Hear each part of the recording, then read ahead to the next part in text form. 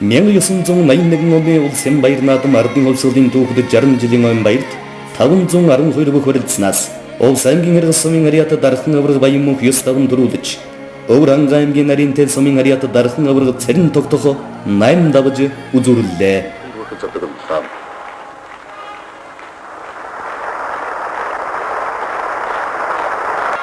Ардын улсуудын 60 жилийн өмнө баяр наадамд уран мөхийг уралдуулан барилдсан хүчтэн олны дундаас дархан авраг баян мөнх дайын авраг царин тогтноор үлдэж далайдын дархан авраг баян мөнх улс улсуудын ихэнх баяр наадамд 8 дахь удаан төрүүллээ.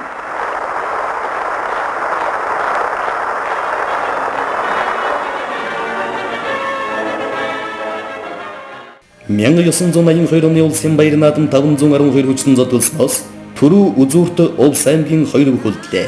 Хэрнэс сумын ариата дархан авраг баян мөнх 9 дахь удаан төрүүлж Давс сумын ариат улсын арслан мөнгөн 31 насандан 8 давн улсад анх удаа үзүүллээ. Уралдуулан хийж эрбэр авахжсан басарснос аглах султан авраг арслангуудыг широодуулсан эдэрмэг хүчтэнгүүд олноор тодорч улсын начны болцлыг додон залуу хангалаа. 9 даванд улсын далайдын дархан авраг баян мөнх улсын арслан мөнгөнөр үзүүр төрөнд шалгаран үлдэж авраг баян мөнх тавлаа.